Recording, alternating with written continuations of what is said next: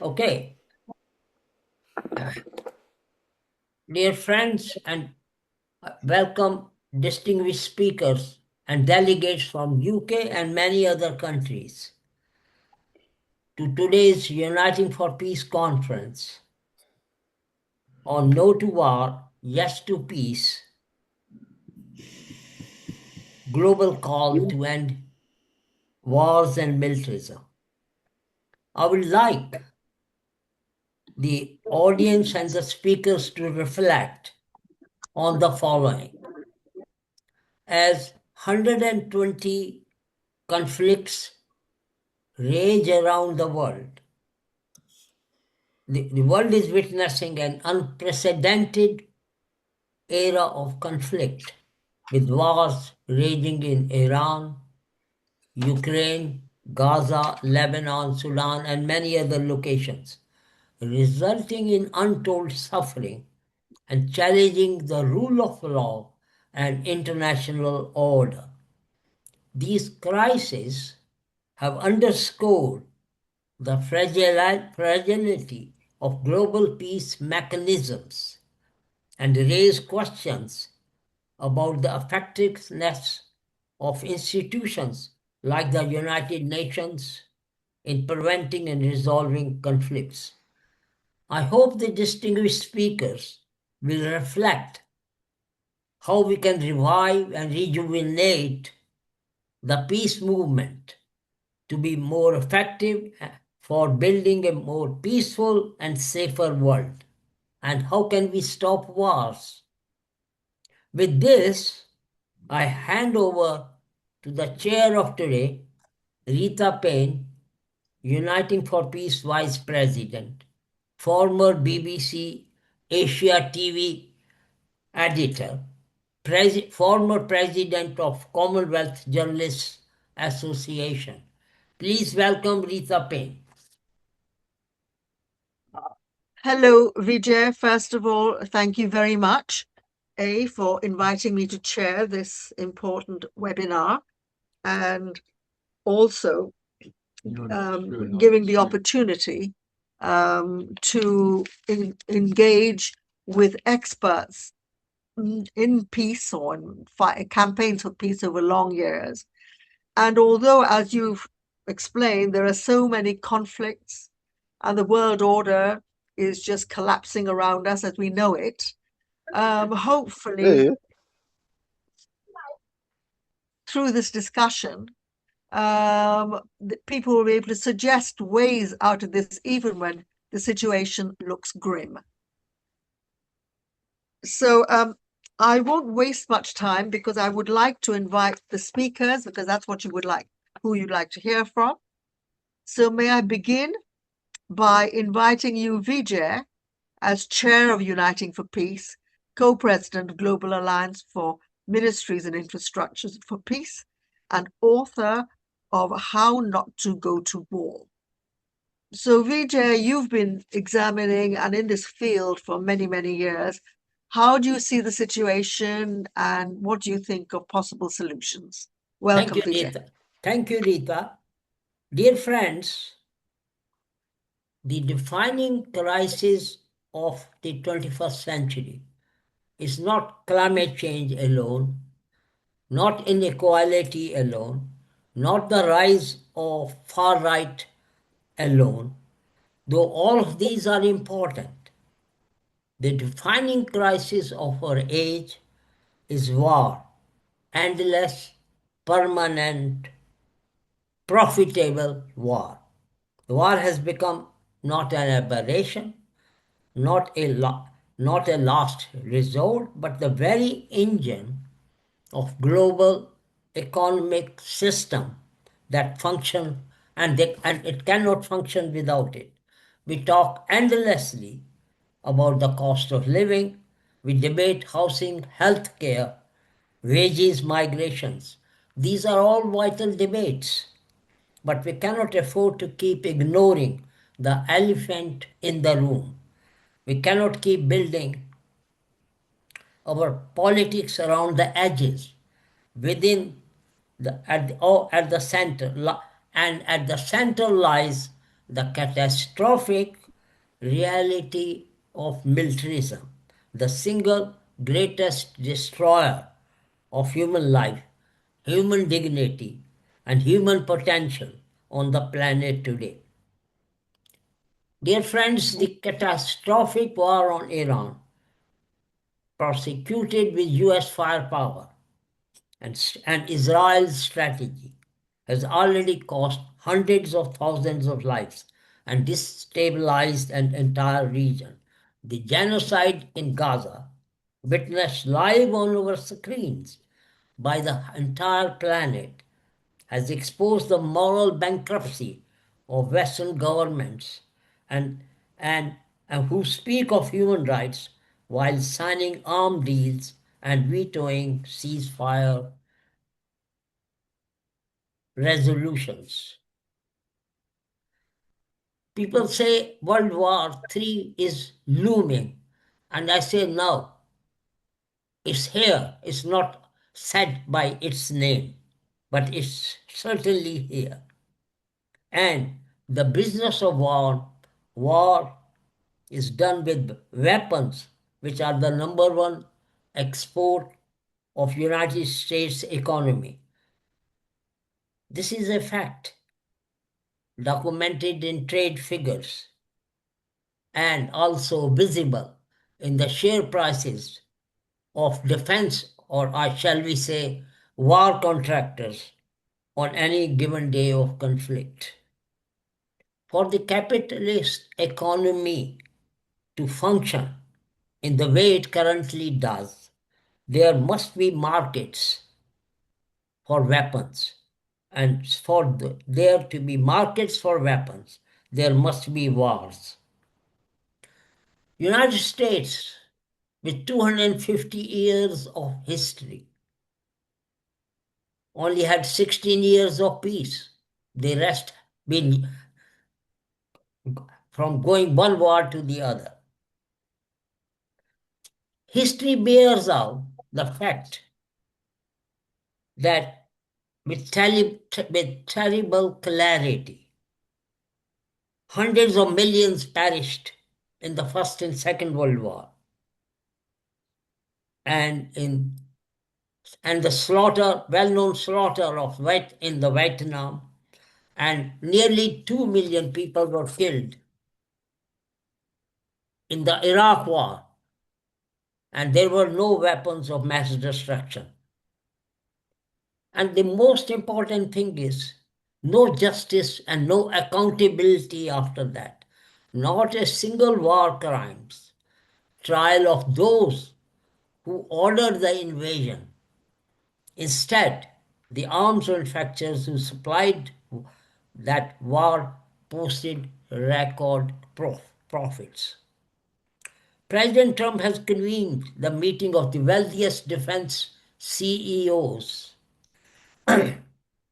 BAE System, Lockheed Martin, Honeywell, and others, to quadruple their production capacity, and he has handed them over contracts worth billions of dollars. While nurses strike for a living wage, while children go to school hungry, while the homeless sleep on the streets in every major city of the world. So this is a tremendous human cost. 2 million dead in Iraq, hundreds of thousands dead in Iran, similar figure in Gaza. And then how about the side effects like refugees, migration?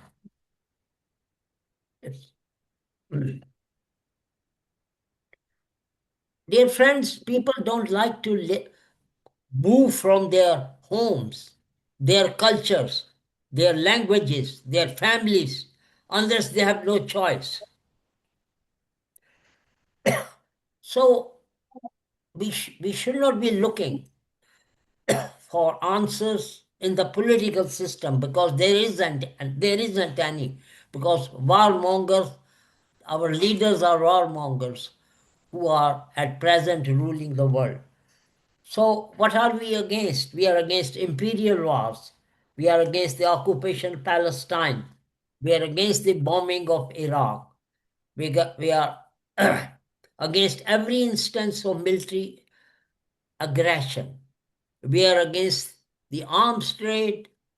We are against the use of public money to fund private profits and manufacture of weapons. We stand for immediate ceasefire in Gaza, West Bank, Iran with diplomacy, not wars, not force. We stand for a world in which disputes between nations are resolved through international law and genuine multilateral institutions, not through the military supremacy of most heavily armed superpower. And believe me, it's not idealism, friends. For this, we are doing it and we have been doing it. Tens of millions of people across the world who have marched against these wars, who have organized in their communities, who have sat in front of arms factories, who have refused to be silent. The anti-war movement is not a footnote in history. It is one of the most important moral forces of her time. And also, peace is the most natural and necessary demand of our time.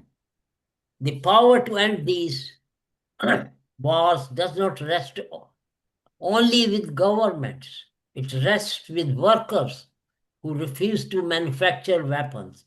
It rests with soldiers who refuse illegal orders. It rests with journalists who refuse to launder propaganda. It rests with voters who refuses to support parties that fund war.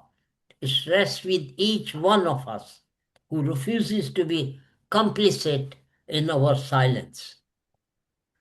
History, my dear friends, is not inevitable.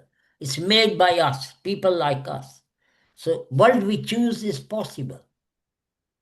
And by courage, by choice, by collective action.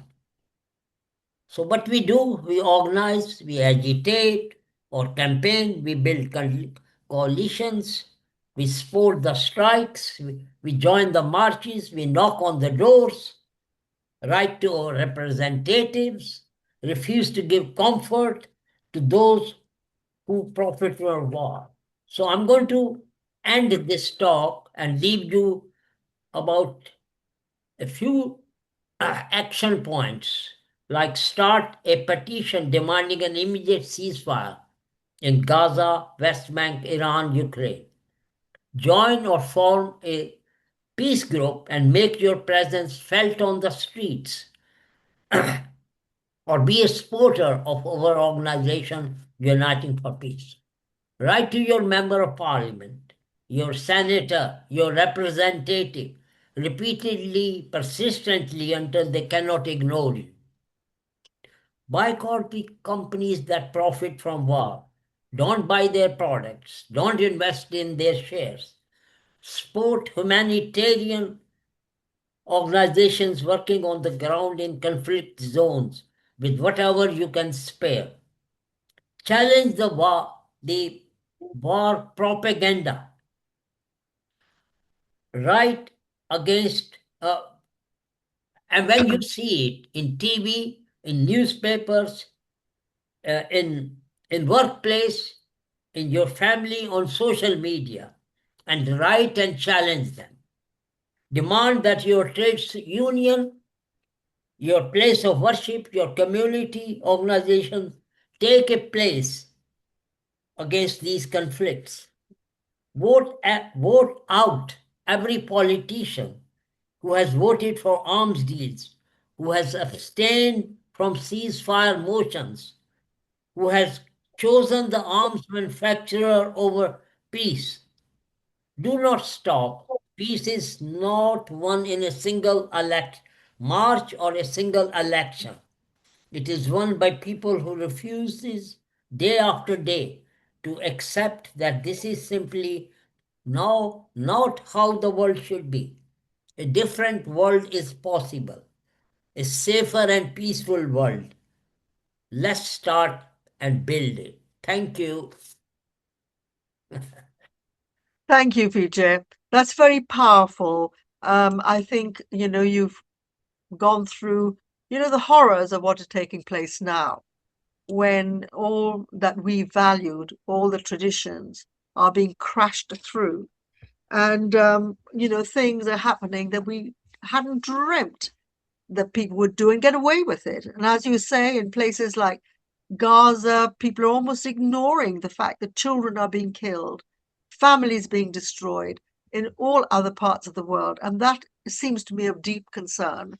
And I think this is why what you're doing and what Uniting for Peace and all the participants are doing is that, we can get together and sort of make our point that not everybody wants war, although war is big business and profitable for the ones who get richer and richer through wars. I would now like to invite Biljana Vankovska, Professor International Relations and Peace Studies, SS Cyril and Methodius University of Skopje. So, Biljana, are you in Skopje at the moment? Welcome. Yes, thank you. Let me introduce myself. Obviously, I'm new for this community. In other situation, I would start with thanking you for the kind invitation, for being honored to be here. But today, I'm sure that we all feel the burden of responsibility, as Vijay put it so correctly, so in such a fantastic way that I cannot repeat. So I'm Biljana Vankovska, coming from former Yugoslavia. Macedonia used to be part of socialist Yugoslavia, and you all know what happened to that country. Why I'm starting with this? It is because after the dissolution of my country, I met for the first time the academic field of peace studies, peace and conflict research. So up to then, I believe that I lived in the most beautiful country, most peaceful country, a country that was not part of any military bloc. We were engaged in non-aligned movement. So I grew up with that feeling of solidarity and internationalism with children of Gaza, for example, Palestine in general, actually. Our leader, Tito, used to be a good friend with Yasser Arafat. And I remember all these great leaders from the third world coming to my country and, talking about world peace, a different world, third world, not belonging to the West or to the East, or to being together on a multilateral ground. But the war came to my country, and by chance, I met the peace research. It was out of necessity. It was not my natural urge to really work in this field. I had other plans for my career. It was the time when I already got my PhD, and the wars, the conflicts, the genocides, and everything horrible started taking place in my region. It was unbelievable to see a country, a society falling apart so quickly. Of course, Yugoslavia was a country with internal contradictions, with problems, but there was a lot of external support, to put it mildly, for dismantling this country.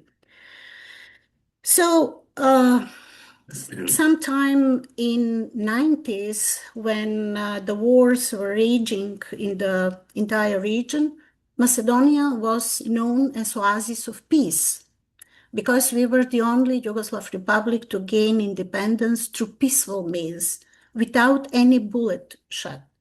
So it was a unique case. United Nations recognized that opportunity, and our first president called the United Nations, the UN Security Council, to send a preventive mission in our country. It was known as UNPREDEP. I can't tell you how many academics, my colleagues from the West, graduated on this issue of preventive deployment. So trying to stop the spillover effect from Slovenia, Croatia, Bosnia, Serbia, Kosovo, Macedonia is on the south.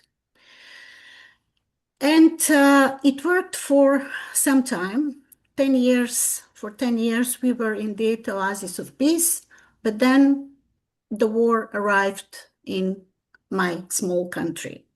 It was a direct consequence from the NATO intervention of 1999. That was illegal.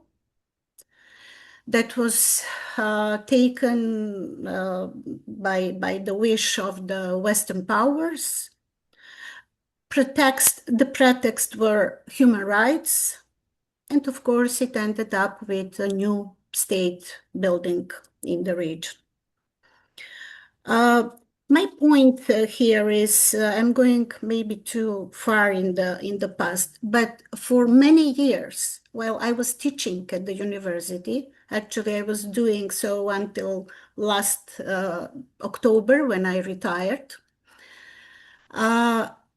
I took for granted that we should learn our students, our young generations on, the Western peace theory and viewpoint on the world, that we should actually seek for the causes of war, causes of conflicts, that we should develop skills for early warning, for conflict prevention, and then after the conflict to take all the measures of rehabilitation, reconciliation, transitional justice, the whole story of actually our main teacher at the time, Johan Galtung.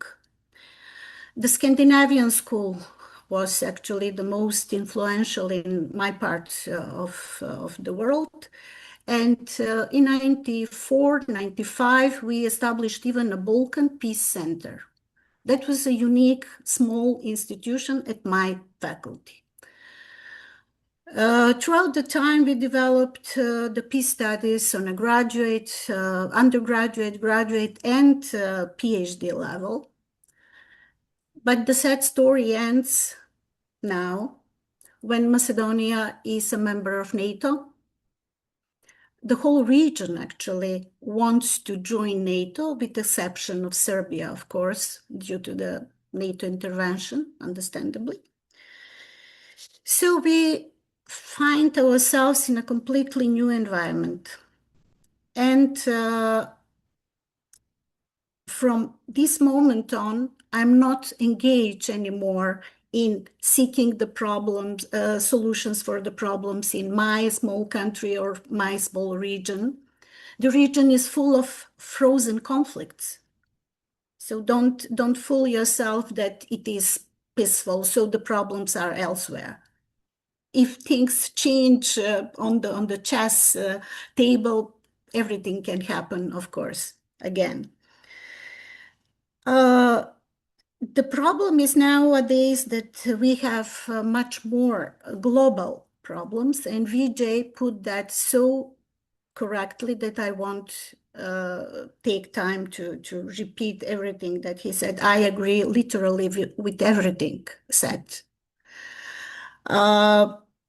We are, as a world community, under siege, and we should probably if I may say, we in the West, that are so frustrated, so depressed, so enraged with everything that's going on. And we believe that the whole world is focused only on us and that we actually dictate the mood in the world. But recently I found out that the world is much bigger. I got into networks, peace networks, activist networks of different sorts, of different kind, and I met people from different parts of the world. They actually live peaceful life. For example, China is the best example of peaceful society. You know, the idea of positive peace, according to Galtung, which is not only elimination of direct physical military violence, but emancipation, development, progress of society, elimination of poverty and all that. It is something that you can find nowadays in China. It's a huge country with huge achievements, but they take the world in their own way, so they don't engage in our frustrations that we share here. Yes, I agree that we have to deal with a serious problem that we probably neglected for too long, or we thought that this was normal, that United States of America has 800 military, over 800 military bases all around the world. So to paraphrase Rosa Luxemburg, as long as you don't move or try to get rid of or to get your freedom back, you don't feel the weight of the chains. So it is only nowadays, with the escalation of the war in the Gulf region, that we see what does it mean to have a military basis on your territory. But the things are even worse because the NATO member states are colonies of United States. We are not even aware that we are there launching pods, their military bases. They use us as source for their military production, of course, for their military industry, for territorial ground, for attacking Iran, or now we are very useful, you know, being close to that region. I said that I left the university and I'm very happy for that, because for the first time in many years I feel free, because universities are a part of the problem, not a solution. So we are dealing with this famous MIMAC complex, military, industrial, media, academia complex, and we can add some more complexes like censorship complex, think tanks complexes, and so on and so forth. So it is a whole network. And people are held in some sort of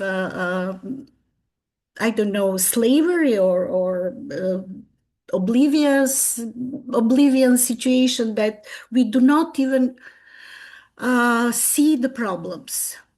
Even Gaza, I am ashamed to say that in my small country, Gaza is invisible. That the president of my country, who is a woman, never ever mentioned Gaza or the children in Gaza in her speeches or in her, you know, going abroad or United Nations. At the United Nations floor, she spoke about European Union and our integration ambitions.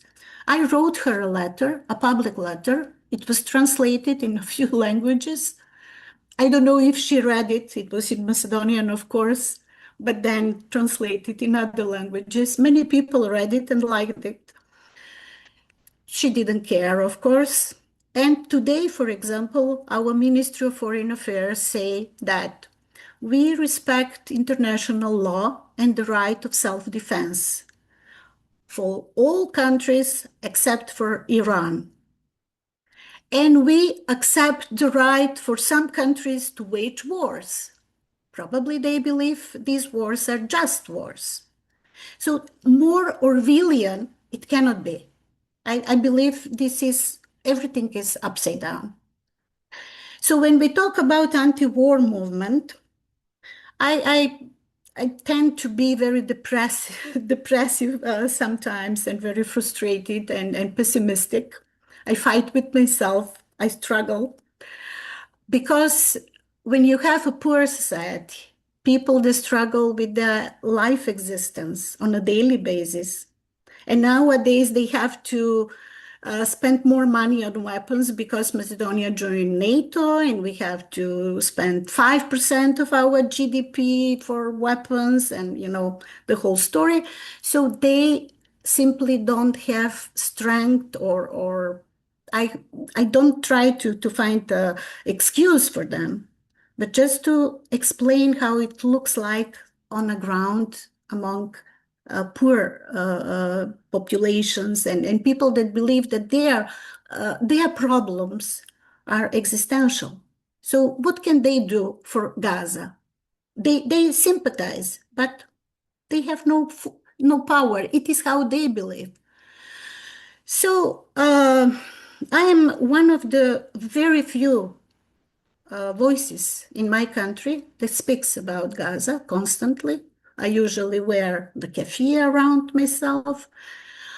Last year, I had the responsibility, not the honor, to be a part of the jury of conscience of the Gaza Tribunal established by Professor Richard Falk, a man of fascinating intellectual and activist energy at age of 95. So I was there, I did my job. I was one of the jurors. Half of the time I was crying. I couldn't just stop myself, but that was all. And months later, after that culmination of a long process of collecting testimonies, filming people, documentation, so it was a long and hard process. All of a sudden, there was a silence. So after a while, we people from the jury that became friends, of course, asked each other, so what's up? What's going on? Each of us felt drained, after reaching this culmination and a feeling that we did something good.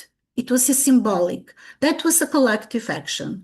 That was a civil society initiative. That was against our governments. But we achieved nothing. And I'm very happy to see Grazia Borini here in the audience. I also joined her peace group, Elders for Peace, and we meet at a monthly basis. And at one point, there was a discussion about Palestine, and a Palestinian from West Bank, if I'm not wrong, joined the discussion. And when Grazia mentioned my participation in the Gaza Tribunal, he just said, which tribunal? There are so many. And I felt so bad because it seems as if we are doing things for our conscience for us to feel better.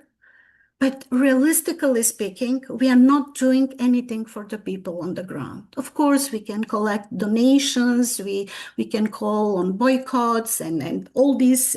I agree with all the points that Vijay mentioned. And I'm coming to the end, probably I speak too long. I want to just mention that in the last couple of years, I joined another group of activists, leftists, revolutionaries, to put it correctly, and the leader is another Vijay. You may guess who is that Vijay.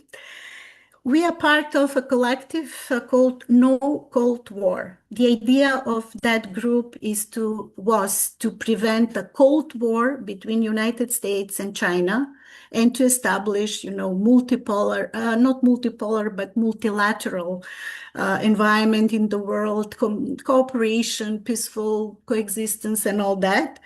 But we are now faced with these burning issues. The world is literally on the brink.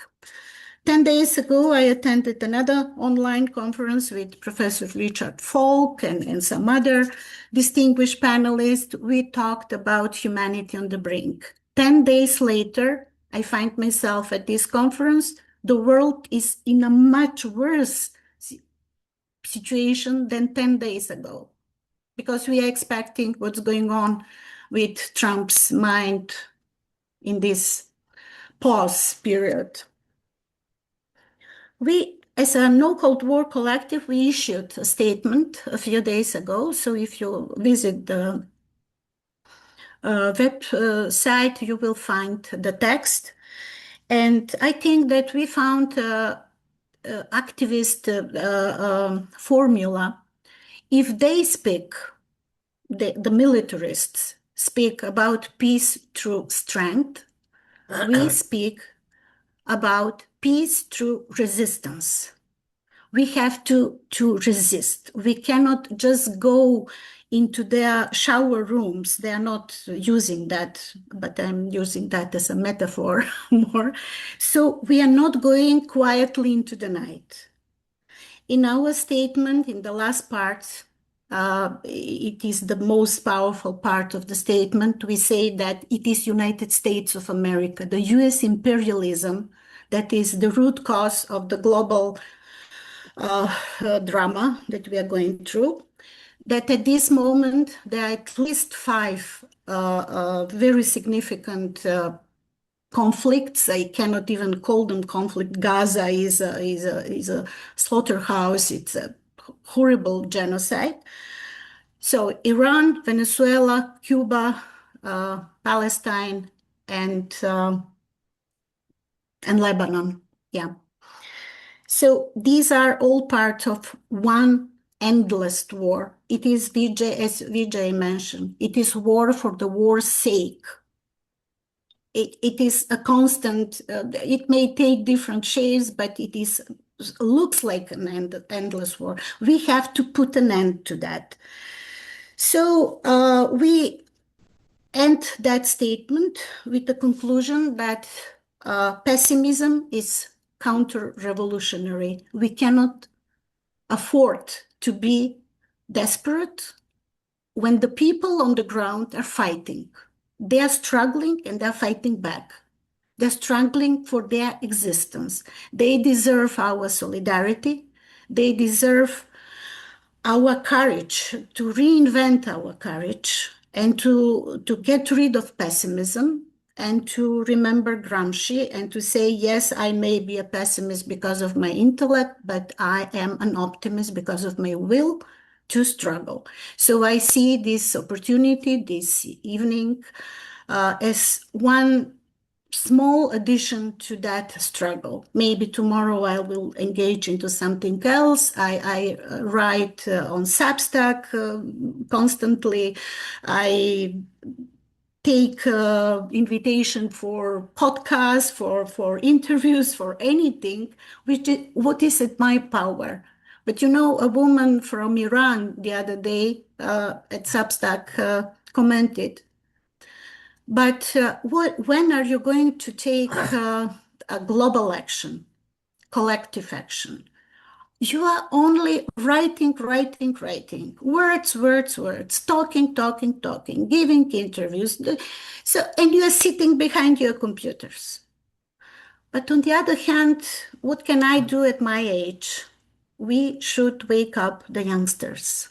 I think that is our main goal because we, the elderly, can contribute with our life experience, but unfortunately, we are leaving them the real fight for a better world. I believe that there is a better world, that there is alternative. That alternative is partly in China and ASEAN and other forms and other parts of the world. They don't want war. And actually, normal people, ordinary people, never want war. But they are under this government's siege that they have to obey.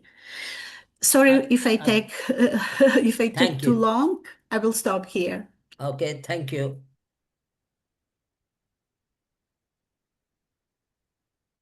Rita, unmute Rita. Unmute yourself.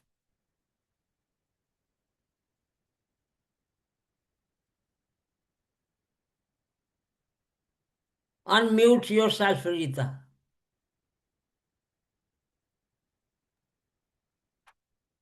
Yeah. Okay, yeah. Unmute. It's not unmute. Now, yeah, now it's okay. Yeah, all right. Yeah, Yeah. we can hear If you. you're co-host, maybe you could unmute if there's an issue. And I just want to say thank you, Biljana, for giving us such a clear picture of your whole journey. You've seen every side, from Yes. your deep commitment to peace, to disillusionment, and now hope. You made so many good points. And I think you are so right that a lot of it, what we see now, is sort of naked US imperialism. I mean, this is what we have suspected for a long time. And of course, this what's happening is then, of course, as people believe that Israel has been directing and using the US as well. So, yes, I mean, we'll probably come back to a lot of points that you've mentioned. So thank you very much indeed. If I could just remind people just to stick to about the maximum 15 minutes so we can get more in. Now, I've seen that, if I'm correct, you could check that Alberto Portugheis has had trouble linking up with us. So his son has been trying, which means that I will now move on, if it's all right, to David Adams.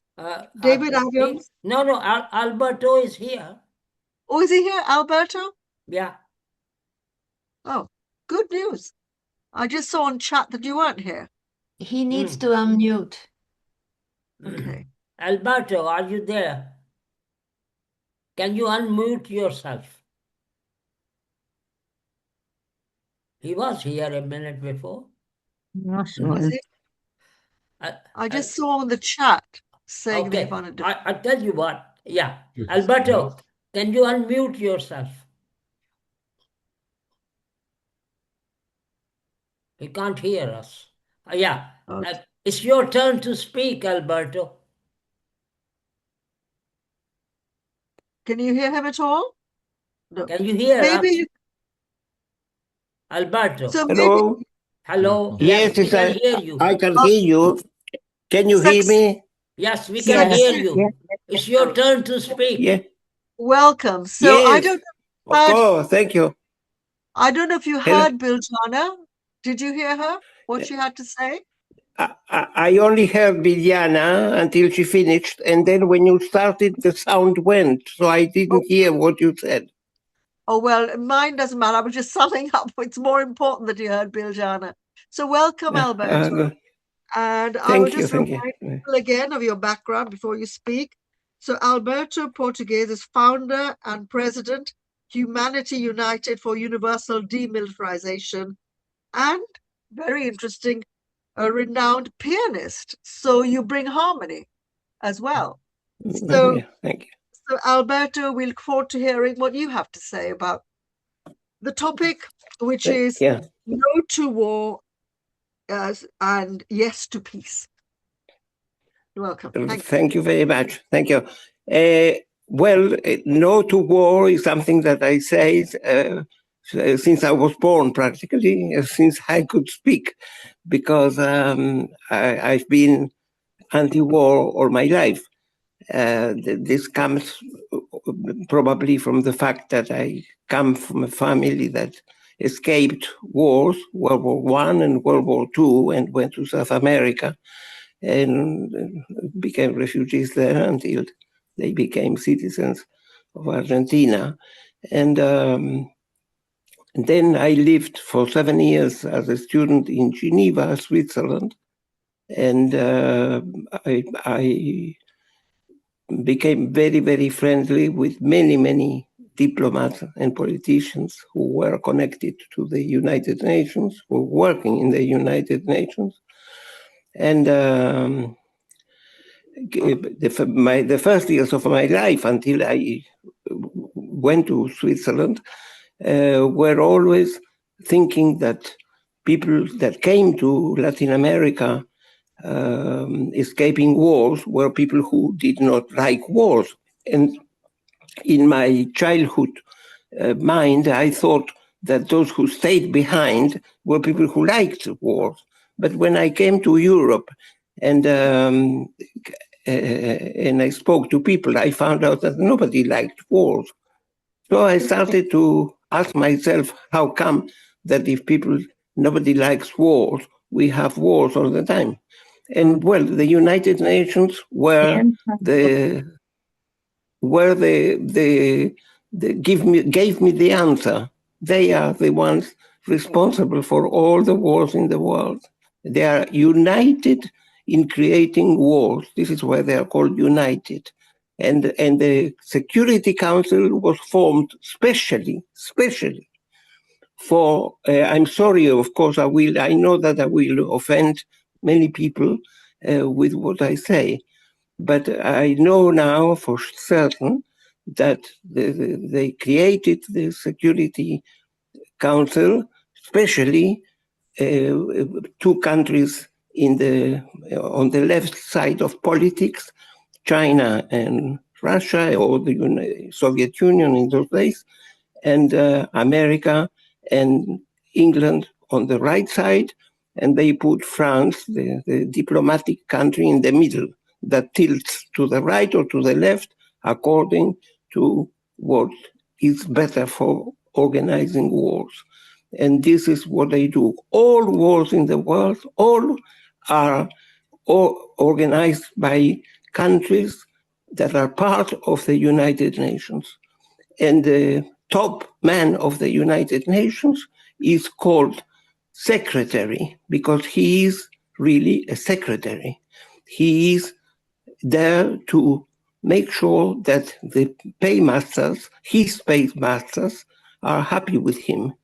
And that means that all wars that have to be, that are planned by countries, he has to ensure that they happen. But he has to pretend to the world that he is against wars. But that is not the case. This is why he is the secretary. And this is how it works. And I know for 100% sure that the High Commission for Refugees, now using the more commercial name, which is more correct, is a refugee agency, is a business. And I'll never forget when in 1974, a friend of mine was working for the then High Commissioner for Refugees, Sadruddin Khan.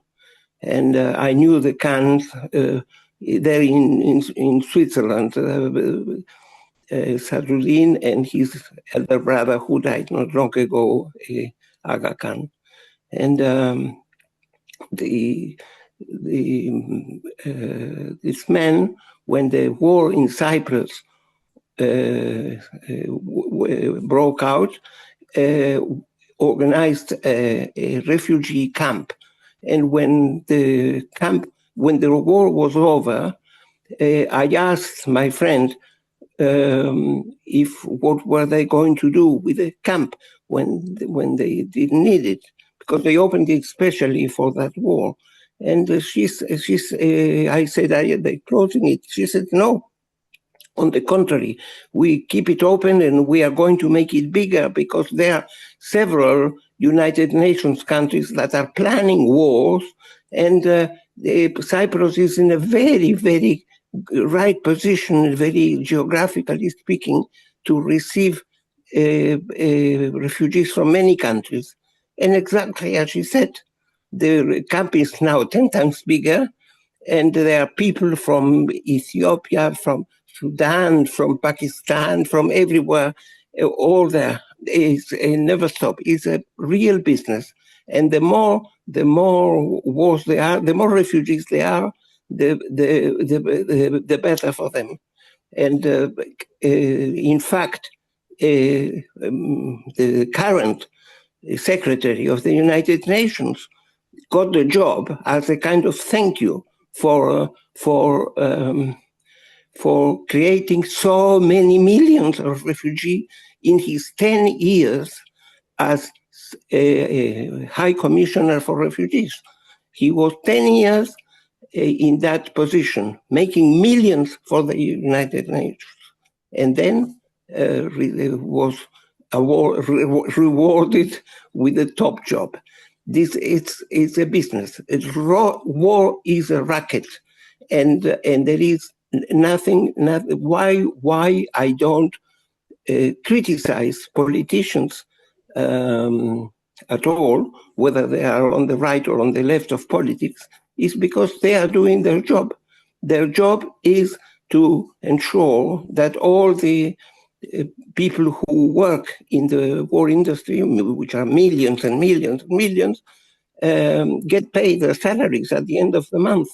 And they are the only people in the world who have access to buy all this paraphernalia for killing that the manufacturers do. In fact, so many countries own all the war industry. So peace is never good news for them because they don't sell. In fact, churches do the same. Churches here in the UK, the Church of England is the number 2 in the shareholder in the armaments industry of General Electric. And every 5-6 years they say, "Oh, it's wrong. We are going to sell them," but they never do. And it's this is why I say always what we have to get rid of is not change politicians.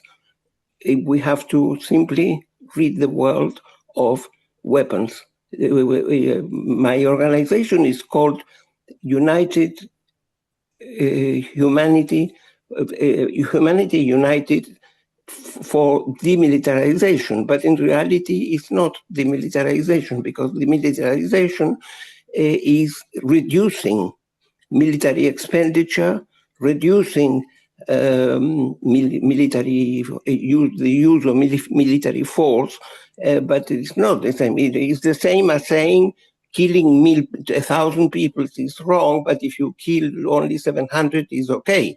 That is demilitarization. No, it's abolition.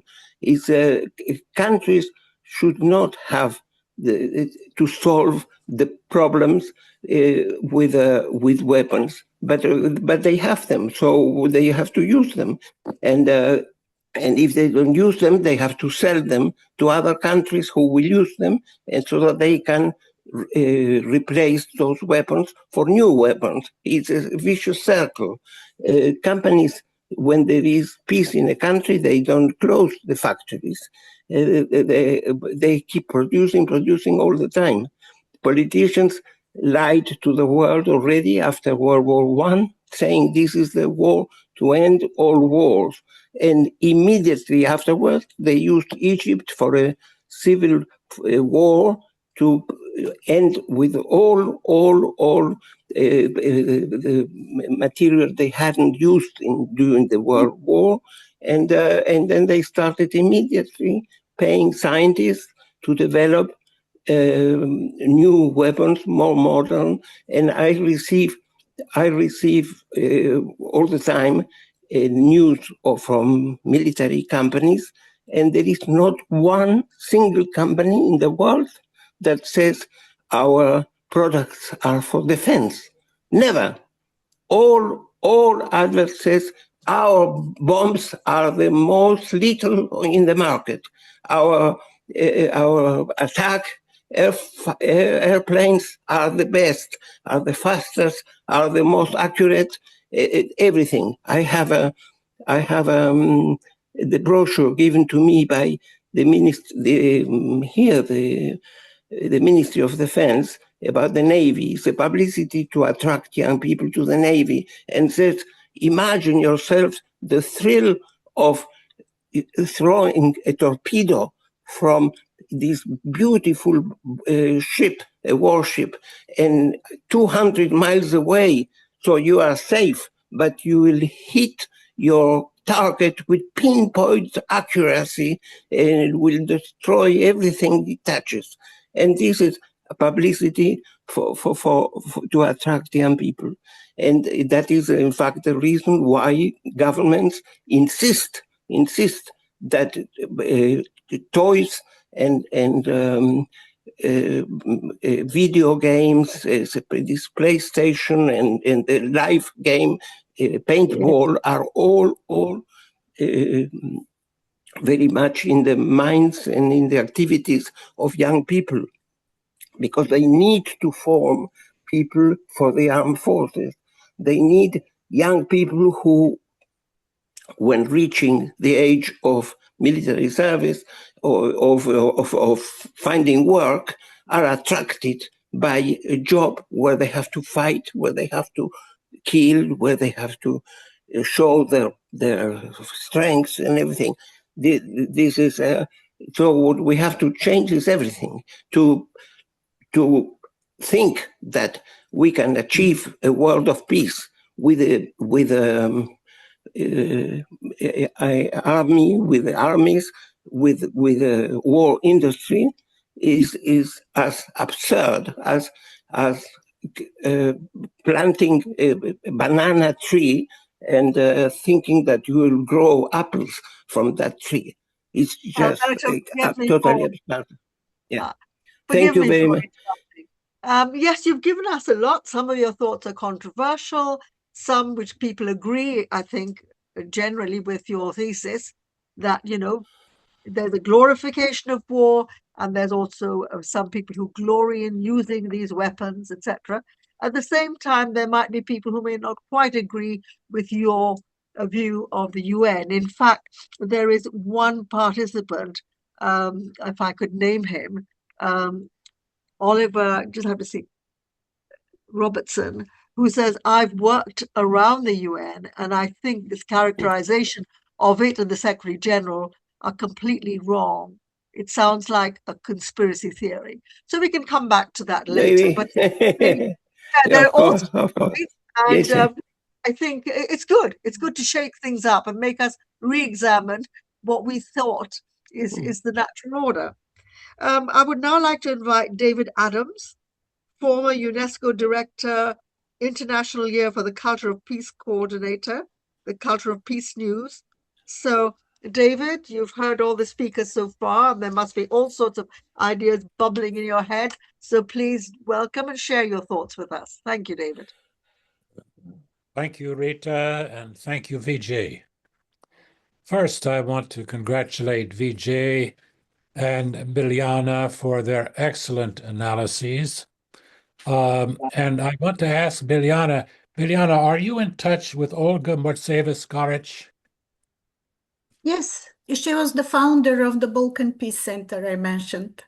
Because when I was at UNESCO, we worked together for the culture of peace, and I have not heard of her in recent years. I hope she is okay. I'll send your regards. Okay, thank you. Well, I'm going to tell you now what I wrote a few months ago in my monthly blog about how I think a culture of peace is possible. I think someone said earlier that we cannot afford to be pessimistic. We must be optimists because we must act. And my analysis, and when I'm finished, I will put the address for the blog in the chat so you can refer to it directly. I believe that the present system is not sustainable. The present global system, both economic and political, is not sustainable, and it is going to crash. And the contribution of Mr. Trump is that he's making it crash sooner than it would have otherwise.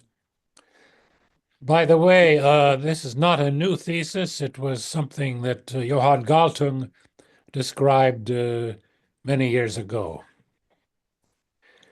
Well,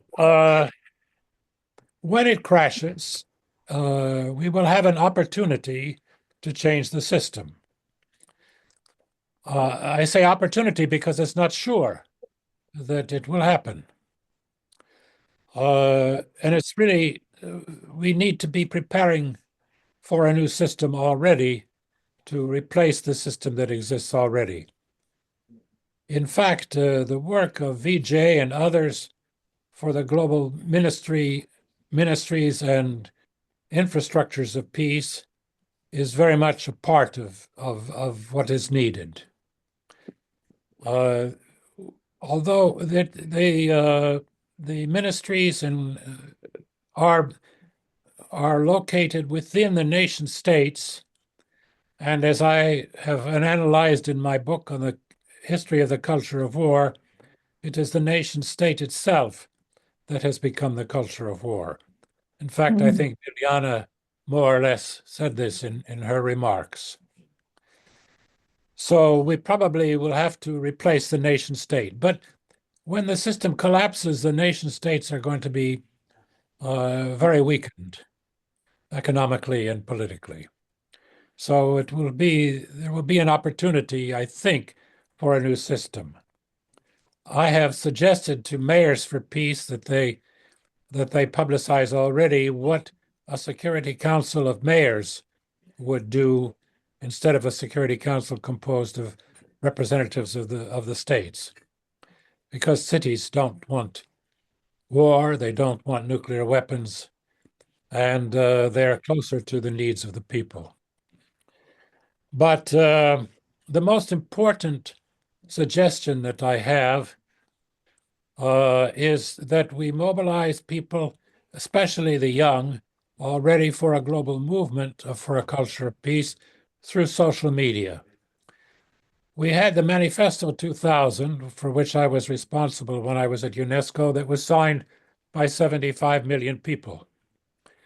But the problem was that it was sponsored by UNESCO, and UNESCO then came under the domination of the United States when it returned. And so through the influence of the United States and the European Union, the manifesto was stopped and the whole program for a culture of peace was disbanded.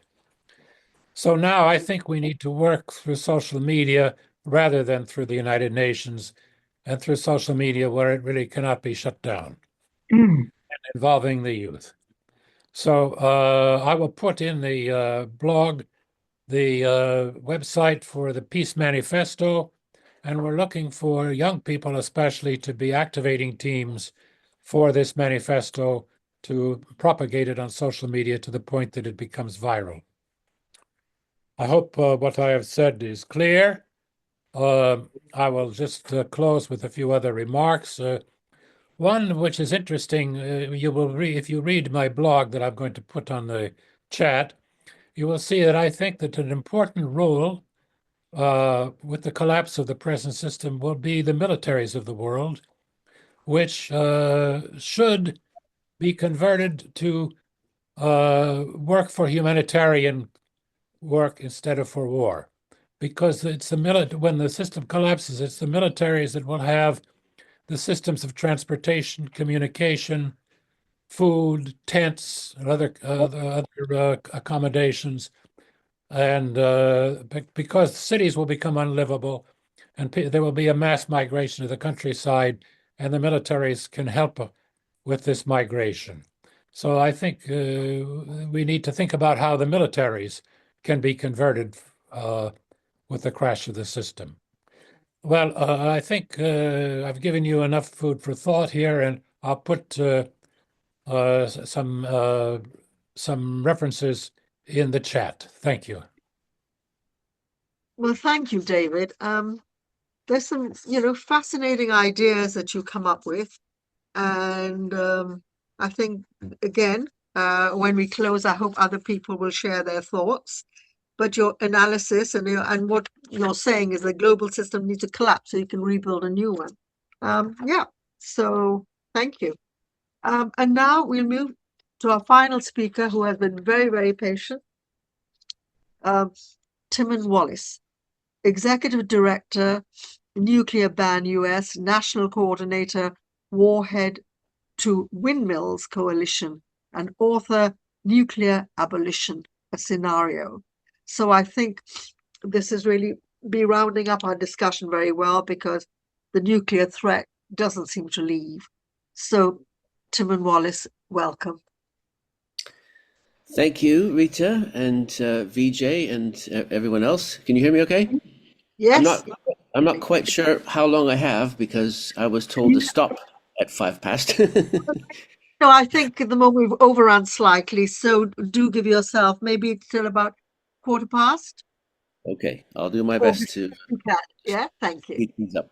And I just want to try to pick up some of the pieces of what people have been saying so far, because what I want to talk about is, I mean, Vijay mentioned war as the elephant in the room. I mean, there's so many issues that we're dealing with right now, but you just mentioned, Rita, the nuclear weapons issue, and of course, if there is going to be a crash, as David was suggesting just now, we have to hope that it's not a nuclear crash, because there won't be a follow-up after that.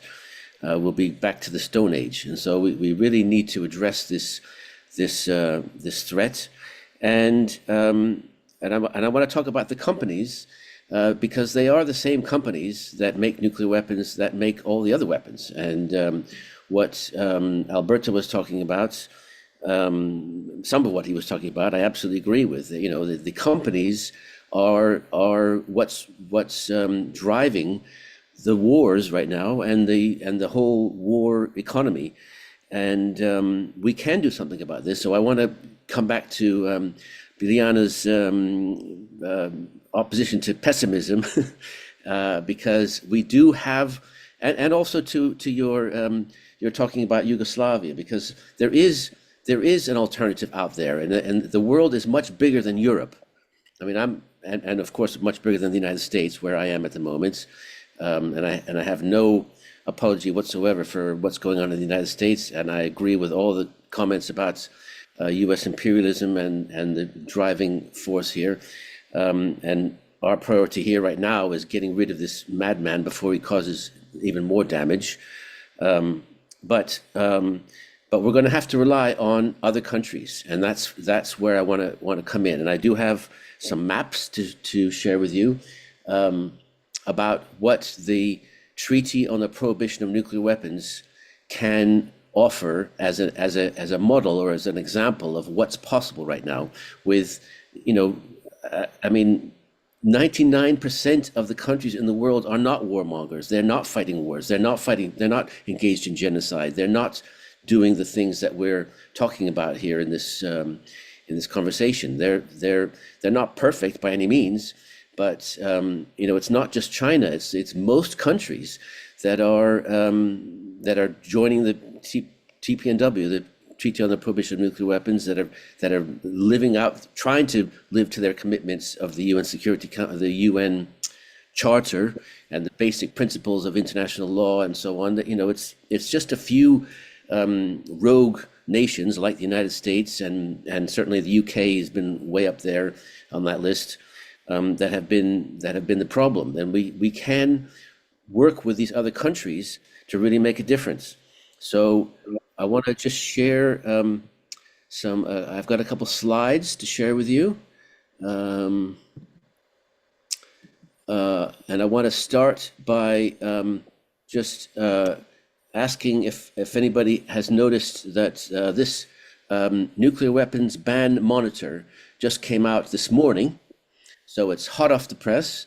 I can try to put a link in the chat if you're interested in looking at it, but I was responsible for one of the chapters which I want to talk about, but this is the summary of, I don't think you can probably read what it says down there, but there's that circle with 197 in the middle.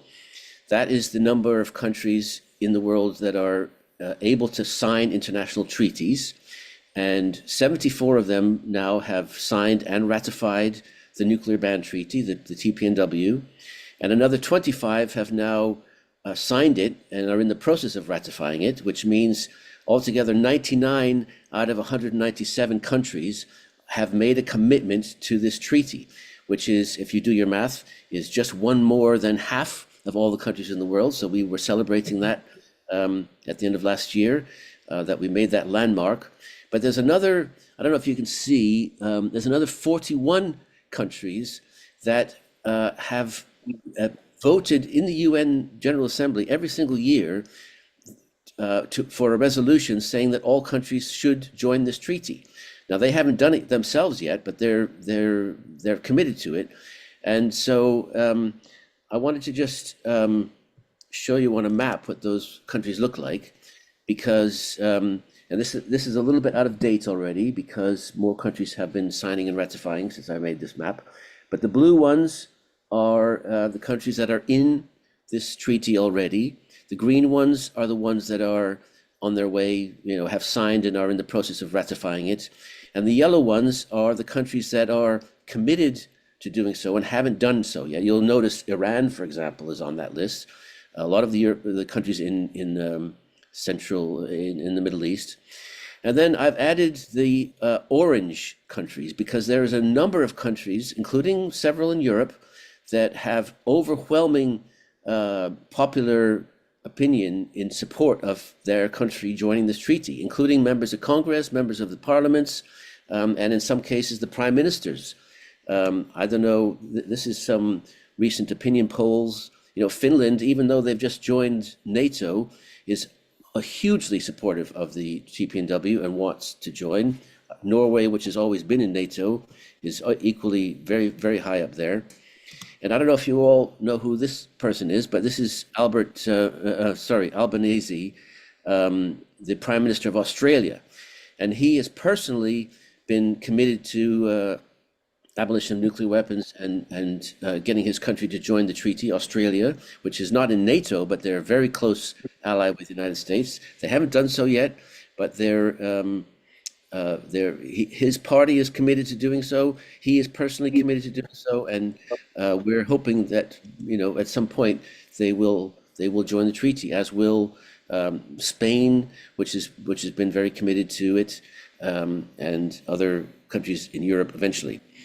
So I wanted to draw your attention to this chapter, which is my chapter in this band monitor, which is about the obligation to adopt national implementation measures. Well, what that means is that after a country has signed and ratified this treaty, they need to pass laws in their country to implement the treaty and apply it to individuals and corporations in that country. And as an example, well, you can't see this either, but this is lists of countries and what they have and have not passed in their national legislation so far. And you'll see, a lot of countries have already got some very strong laws within those countries that ban development, production, stockpiling, maintenance, and assistance with these activities, anything to do with nuclear weapons. And what that means, for example, my favorite example, which is Ireland. I don't know if anybody here is from Ireland, but Ireland passed the Prohibition of Nuclear Weapons Act in 2019, which bans everything to do with nuclear weapons in Ireland. And as you can see down below, the penalty is a fine or imprisonment for life in Ireland for having anything to do with nuclear weapons. Now, that's the kind of pressure that can have an effect on people in Ireland or in any of these other countries, or the corporations which are considered natural persons in the law. And this is just a little joke, but if the CEO of Honeywell or British Aerospace wants to go to Ireland, they could find themselves up against the laws of Ireland. And here is the culprits.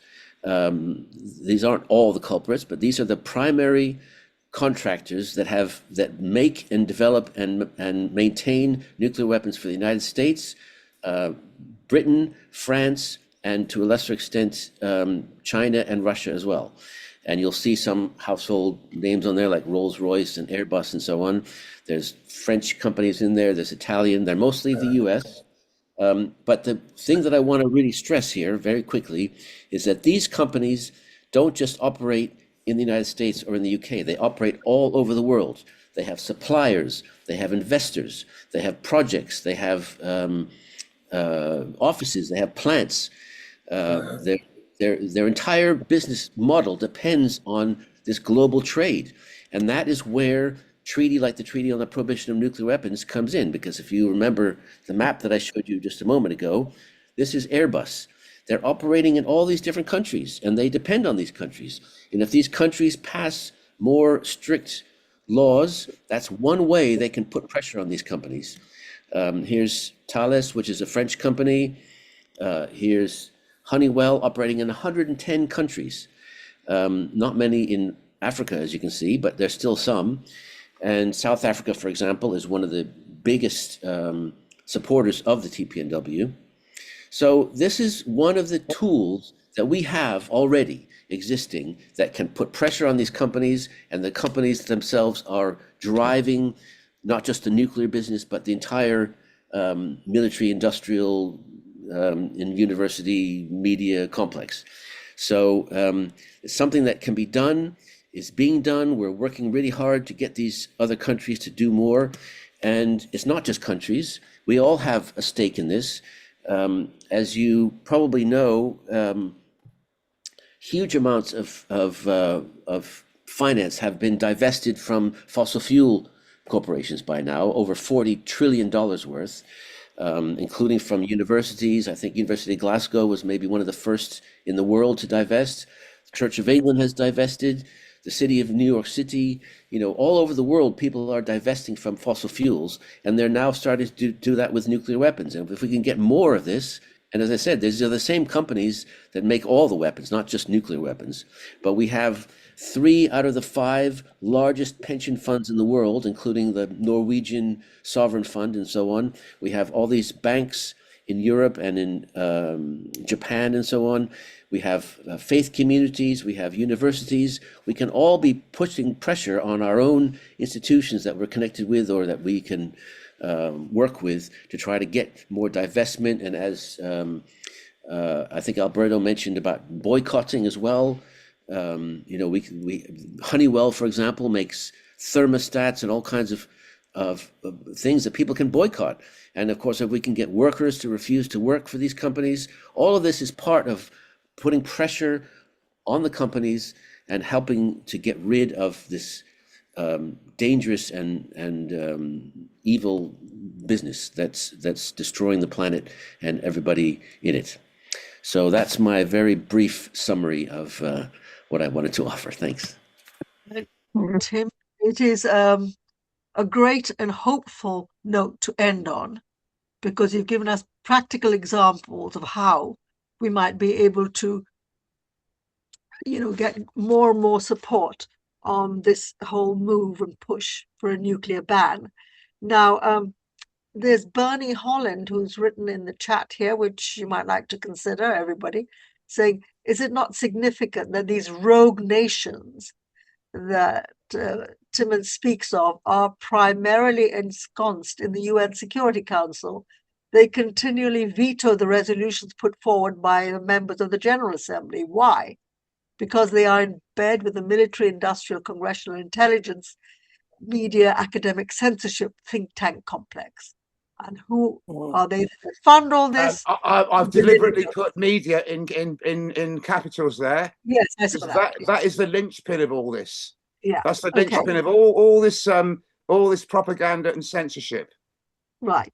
Without the media, it won't work. Yeah. So we've heard from all the speakers.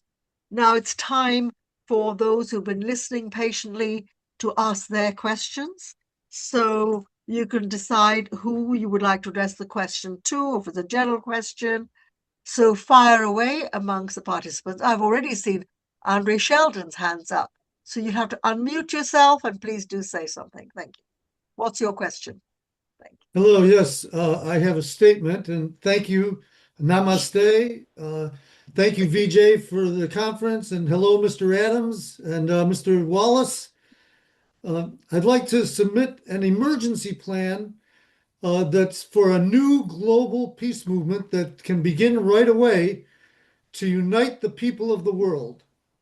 And because the wars are disasters, we've talked about it, but they've opened a door and created an amazing opportunity. The people don't want war. They've seen the suffering and destruction and the death in Ukraine, Gaza, Sudan, and Iran, and Israel now. This is the perfect time to unite. And we need every idea. So I have the micro steps to begin and sustain the movement and the macro plans to support it, and it can begin right away. We want to stop nukes. We want to stop war. We want to demilitarize. We need the youth. We need the divestments.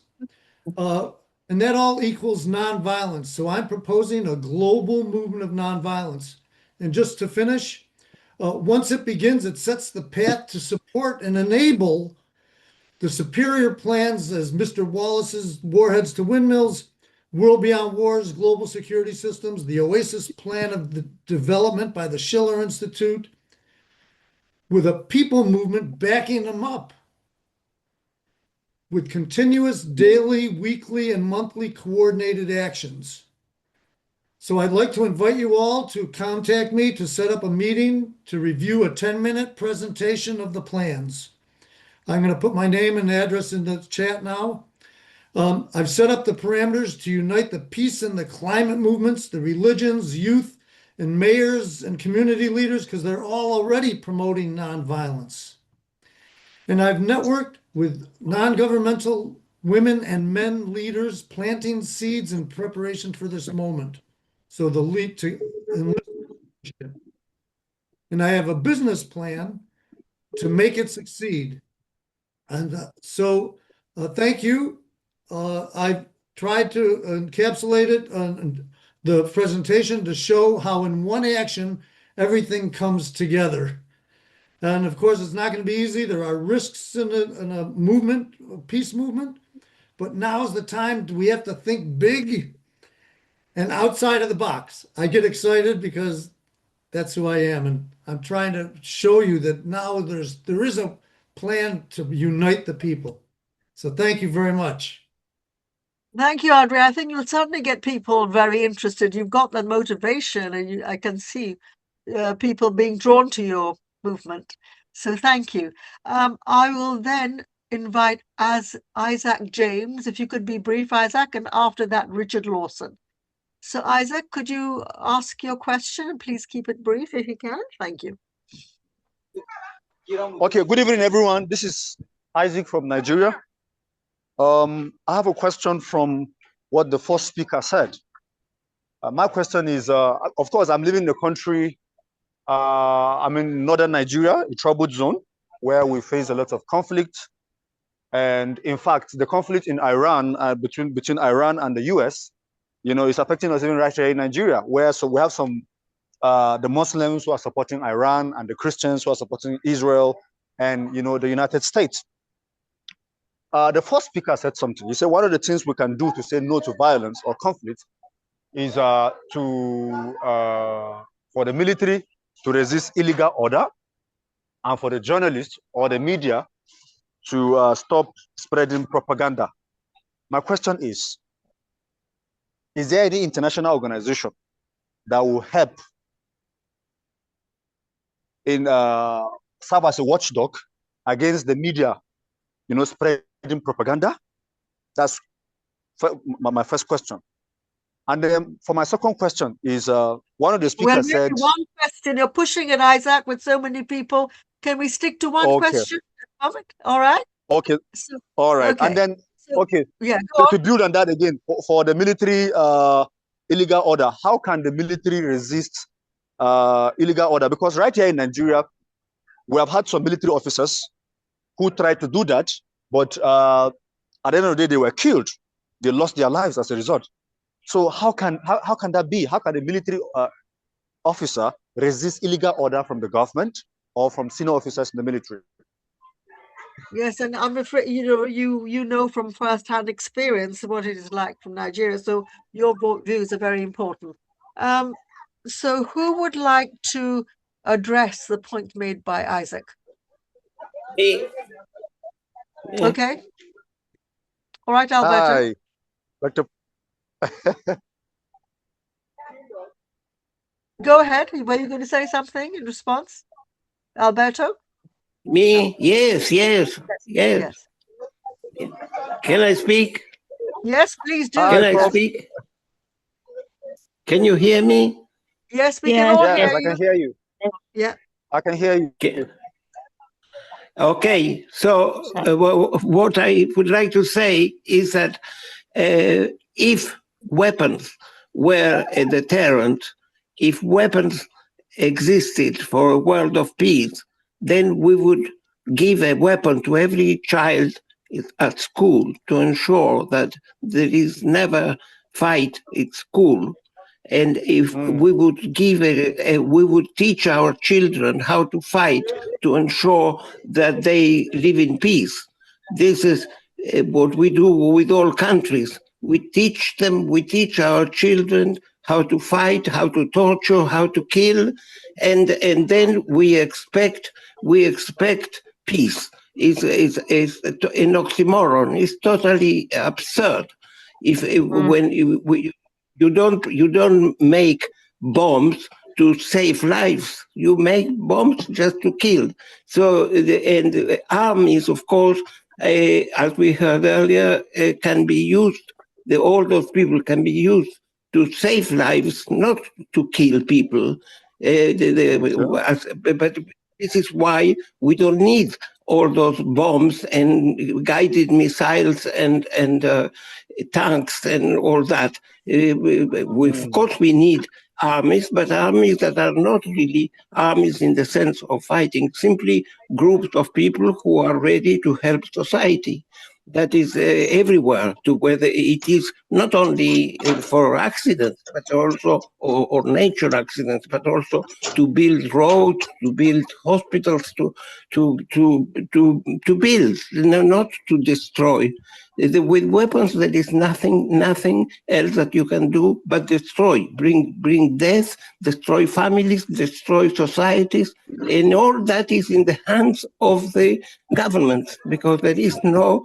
This is why I was in 2008 nominated for the Nobel Peace Prize by a group of Serbian politicians who read what I wrote about Milosevic, because they all knew that I was saying the truth, how he was paid through CIA by the United States and the people in Croatia to organize the war between the two countries. And everything, it was a question of money.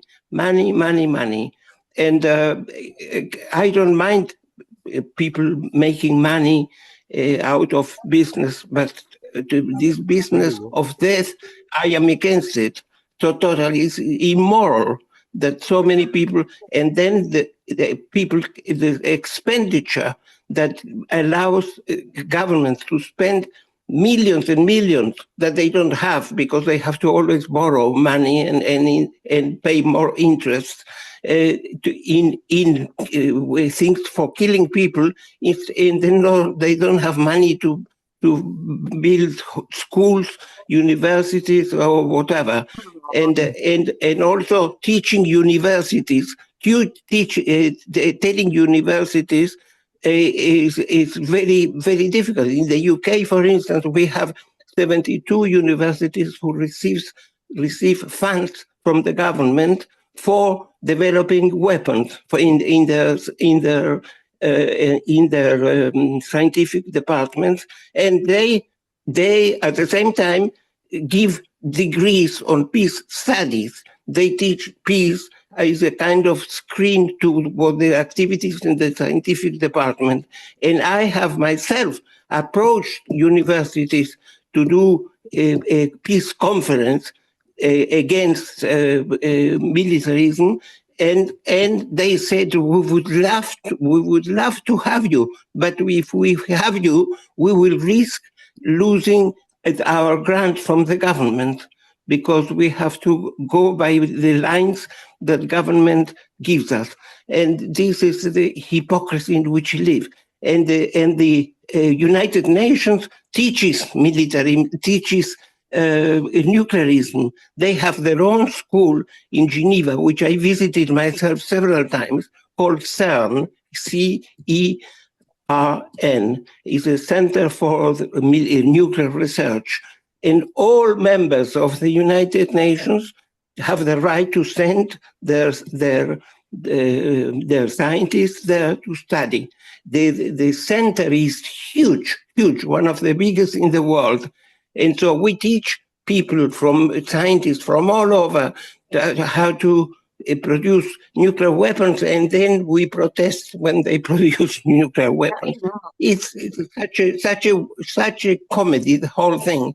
And we protect, yeah, I know, and also we protect dictators, how we protect Museveni in Uganda because he follows the rules, how we protect the president of Cameroon who lives in Switzerland. He's the president of Cameroon and lives in Switzerland, in Geneva. He hires the entire third floor of the Intercontinental Hotel and is protected by the United Nations.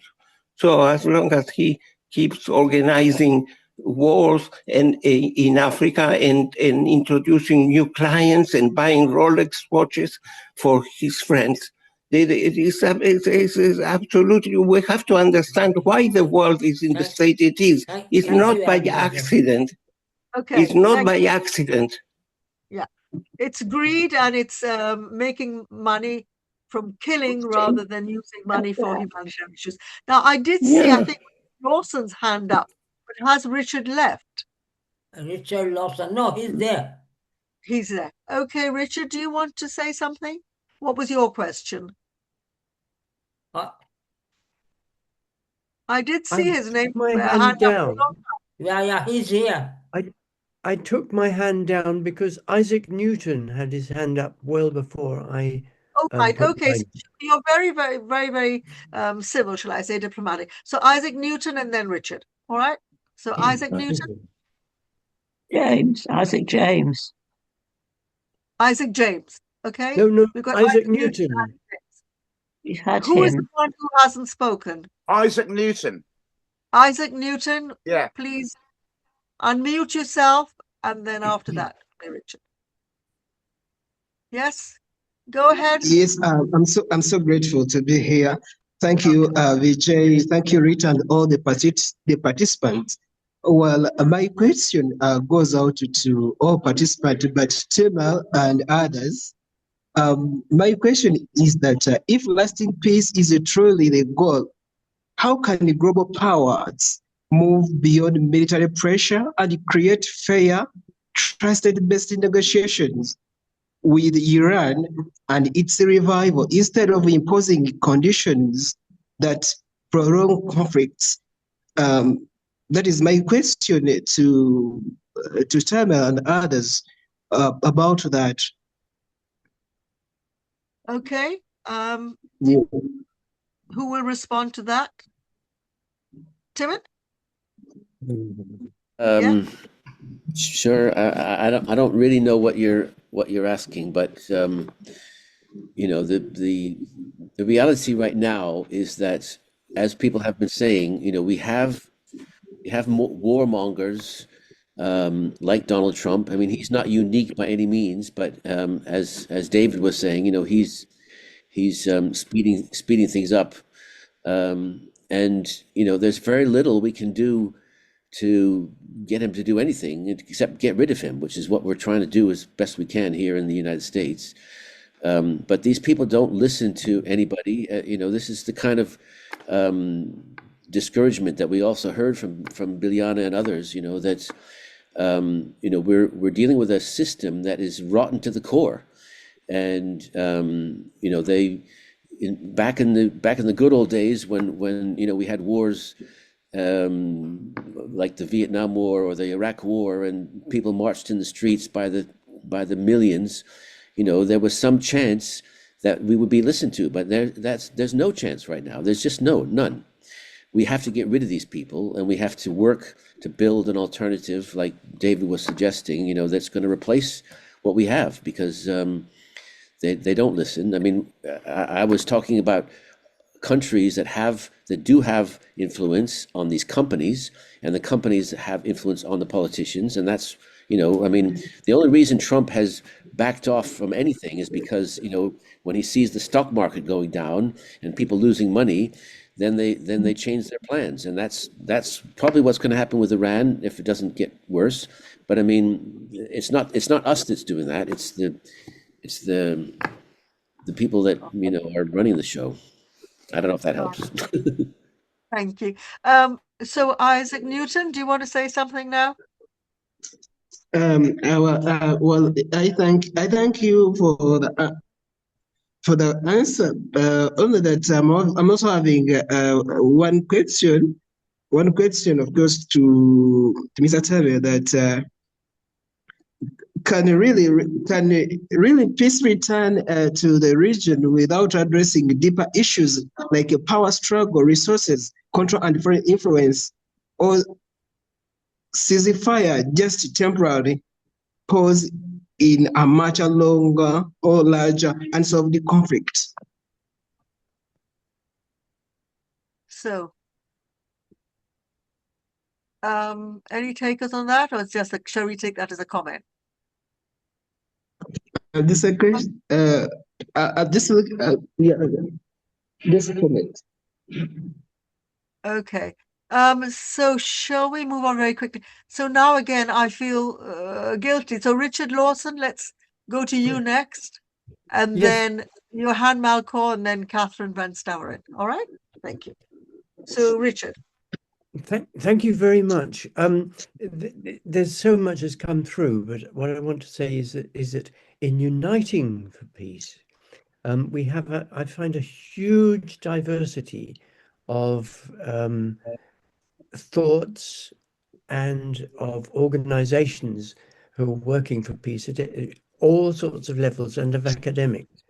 And I think that we need to come together perhaps and to formulate our thinking perhaps on using a website where we can have just the headlines of what we want. We all want peace, and then we define what that is by linking outwards from that one word.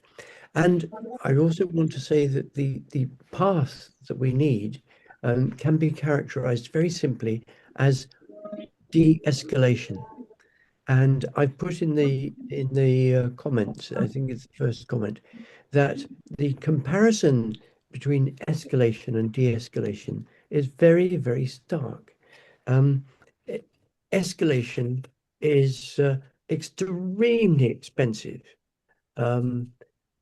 extremely dangerous, is a pursuit of balance which can never be achieved and is based on mutual paranoia. And in contrast, de-escalation is relatively incredibly inexpensive.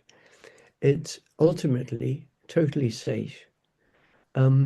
It can be made also in pursuit of balance, but the balance is verifiable. And most importantly, and most difficultly, it is based on mutual trust. And that, I think, clarifies our minds of humanity at the moment. It's this building of trust, and we need to focus on how to build trust. Thank you.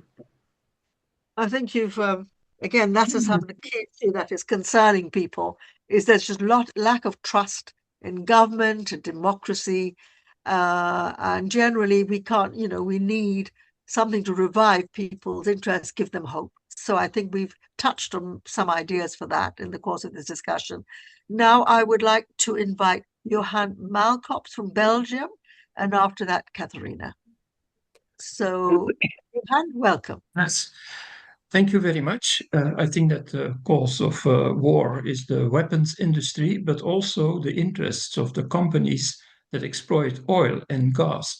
And therefore, I think that, and that's what I like about the books of Timmon and Wallis, that we do not only need a treaty to phase out nuclear weapons, but also a treaty to phase out oil and gas. And I was present at a conference today with a lot of young people that are working on the Santa Marta roadway. There's a big conference in Santa Marta in Colombia to phase out fossil fuels. And a lot of countries already signed it. So I think that these two things have to be combined. Excellent. I think Yes, I think most people would agree with you on that. What about Katharina van Staveren? What would you like to say? If you'd like to unmute, Katharina. Can you hear? Yes, I can hear you, Rita. Thank you very much. Does everybody hear me?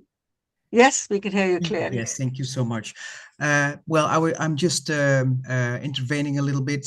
I'm executive committee member of Uniting for Peace, and I have already put it in the chat, the request to please give a donation to United for Peace, so you can support the good work that we do. As you can see, the organization is it would be very welcome if you would support us with beginning from a little amount of 35 euros, because this would be very, very welcome for us. And this is the question I would like to make to everybody here in the chat. Thank you very much for your advance in advance, and the details of the bank are in the chat, so you can just copy it, and we would really love to see your contribution. Thank you very much in advance. Thank you, Katharina.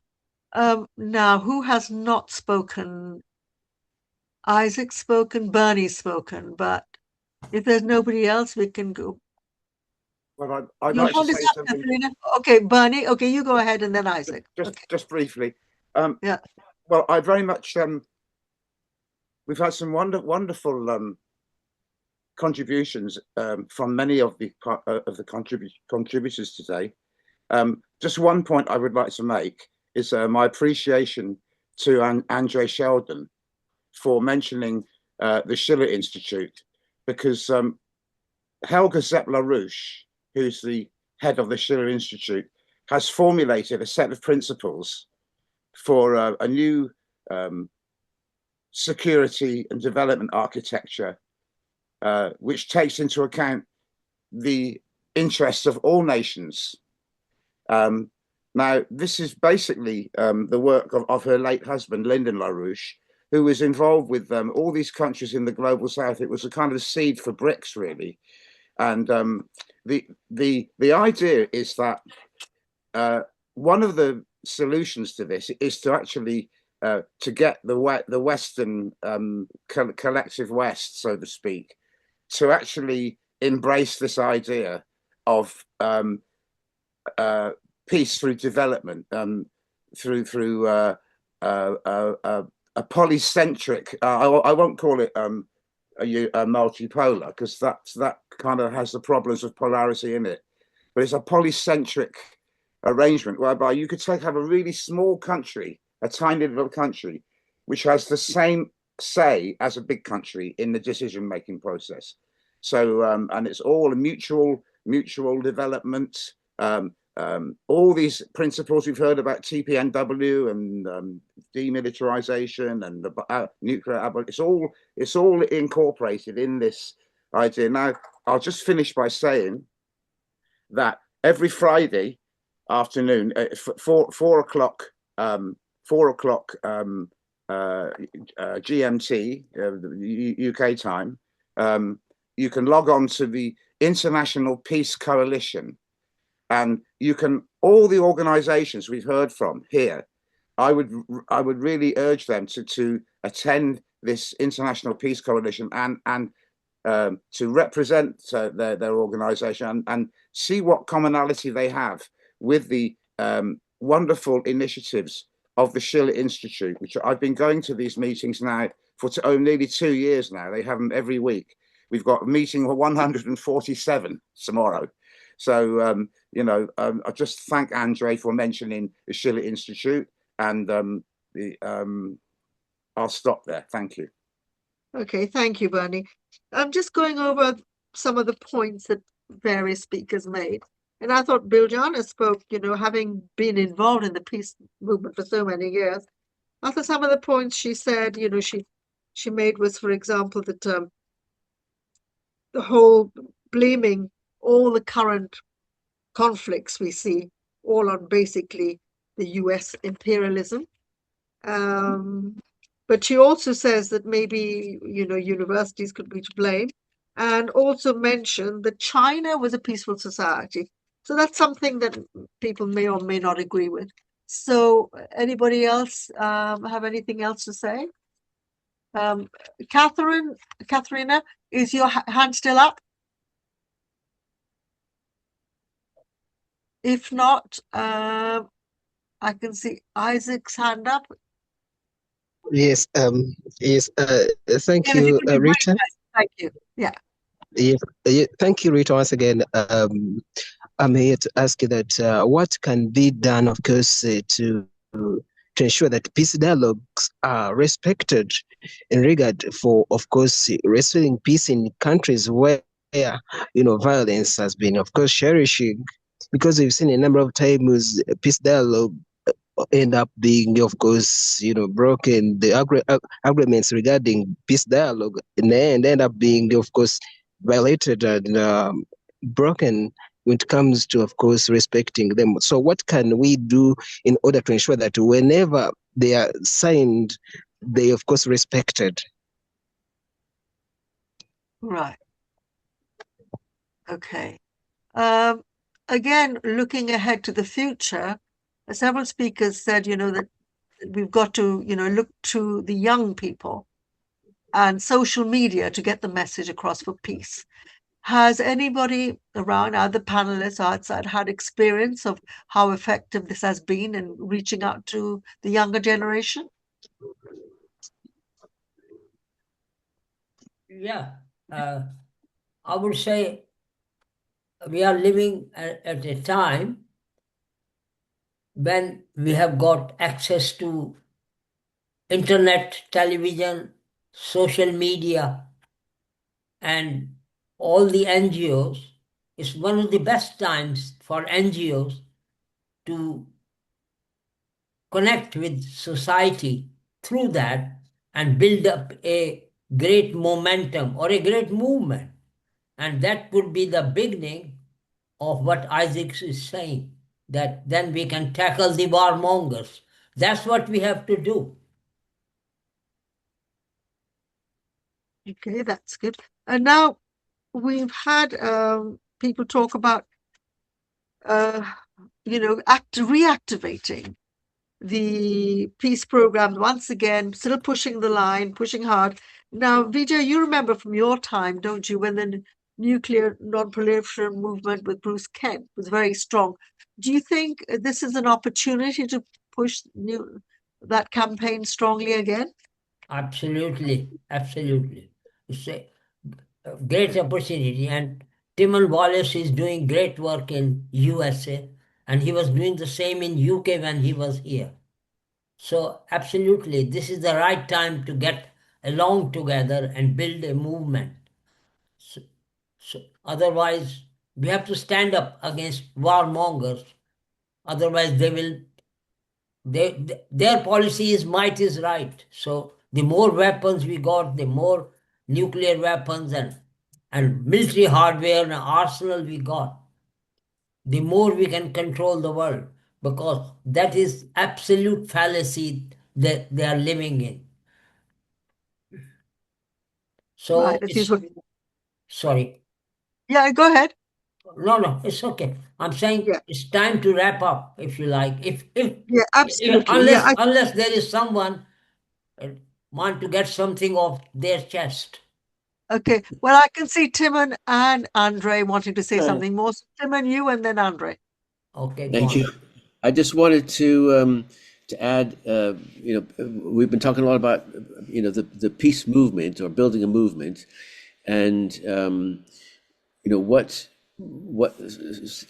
someone was mentioning just now about the fossil fuel and the climate movement. I mean, here in the U.S., there are so many challenges that we're facing with ICE, pulling people off the streets to kick them out of the country, with police, shooting people, with the wars in Iran, the genocide in Gaza, so many things that people are concerned about, and we are beginning to build a united movement of people that care about all these things, because they're all connected. and especially the climate and the nuclear weapons issue, for example, with the warheads to windmills. It's one way of really building support with young people, because young people are not as aware of the nuclear issue, for example. They're much more concerned about climate. They're much more concerned about, local things that they can see, including Gaza, because it's on their phones. And, you're talking about social media. Young people see things on their phones and they care about it. And we need to build a movement that's beyond just the peace movement at this point. We had our heyday, and it's not our heyday right now in terms of numbers, but there are movements out there that care about identity politics, gender politics, all kinds of things that are related, and we got to work together on this. That's all I wanted to say. Andre, you want to speak again? Yes, thank you. Yes. In relation to the anti-nuclear movement, I believe that there's one person that could unite the entire anti-nuclear movement, the entire peace movement, and then join in with other powerful leaders. And that person's name is Beatrice Finn. Everyone in the peace movement knows her. And they respect her. If she came out now and said that she was promoting a movement, a new peace movement, they would all listen to her. It's all about leadership now. The people are everywhere. Our groups are everywhere having webinars. Now we need leadership. Thank you. Well, Thank you. again, that's something we should explore. Just wanted to mention that because I'm, my connection with the Commonwealth, a colleague had a suggestion. He couldn't take part today from the Commonwealth, and he's saying that he's been arguing for a Commonwealth expert group to revitalize the UN's role for peace. Do you have any thoughts on that, about the Commonwealth? What do you think, Vijay, or anyone who's been involved with the UN? Do you think the Commonwealth could play a part? What other organizations? People are disillusioned with the UN itself. Yeah. I mean, it could play a good part in parts of Africa and other places where Commonwealth is quite strong, and they can make a group like the African Union. They can tie up with the African Union and make up a group, as peace is very important at this moment. I hope the oil and gas is available. If not, Africa is one of the continents which is going to suffer the most. Yeah. Okay, I think, Rita, it's time to wrap up. Yep, so absolutely. So Okay. thank you all very, very much for all your insightful comments, and I will now hand over to Vijay to close our webinar today. Thank you, Rita, and thanks to all the distinguished speakers, Biljana Vankovska, Alberto Portugheis, David Adams, Timmon Wallis, for your thought-provoking and engaging presentations. We have learned a few things from your valuable insight about nuclear weapons, wars in Iran, Ukraine, Gaza, Lebanon, and Sudan. We'll be publishing a report of today's conference in the next Uniting for Peace newsletter. So I request all speakers to send their contribution. So thank you very much to all the speakers, and wonderful chairing for Rita Payne and for your contribution. Thank you very much to the committee, volunteers of Uniting for Peace, and all the contributors who made the question answer session a vibrant one and also made the evening a success. A word to the audience. I appreciate your tireless efforts in promoting and building a culture of peace, as David Adams said. May I request you to take a brief moment to reflect on the conference. If you have been inspired by what we are doing, then engage, spread the word, or better still, become a supporter of Uniting for Peace, as Katrina was saying. And as we like to carry on our endeavors for peace. As I said before, let me say that today, private citizens have more power to do public good than ever before because of the rise of internet campaigning, social media, and the NGOs as a global movement in the developed and developing world. Our strength is in building citizen power by which we can shape our destinies and the future of the world. So all I'm going to do is give you some homework. Remember when we used to go to school, we were given some homework. So your homework is to start and share a petition demanding an immediate ceasefire in Gaza, West Bank, Iran, and Ukraine. Join a form or form a peace group yourself. Or if not, then join and support Uniting for Peace. Write to your member of parliament, senator, your representative, repeatedly, persistently until they cannot ignore you. Boycott the companies that profit from war. Don't buy their products, don't invest in their shares.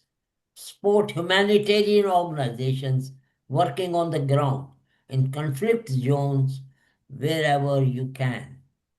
Challenge and write against war propaganda wherever you see newspapers, televisions, workplace, your family, your social media.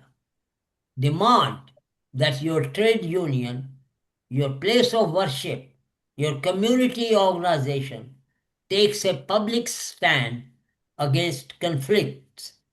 Vote out every politician who has voted for arms deals, who has abstained from signing ceasefire motions, who has chosen the arms manufacturers over peace. Dear friends, do not stop. Peace is not won in a single march or a single election. It's won by people who refuse day after day to accept that this is simply not how the world should be. A different world is possible. A safer and peaceful world is possible. Let's build it. So thank you very much, finally, for participating today, for joining this evening, activists, thinkers, and change makers. You have been a great audience. Thank you very much for being here today, and we hope to see you soon again at our next event. Thank you. All the best. And I love you all. Take care. Okay. Well, you couldn't think of a better way to end this. All the best. Thank you all. Bye-bye. Thank you. Bye-bye. Bye.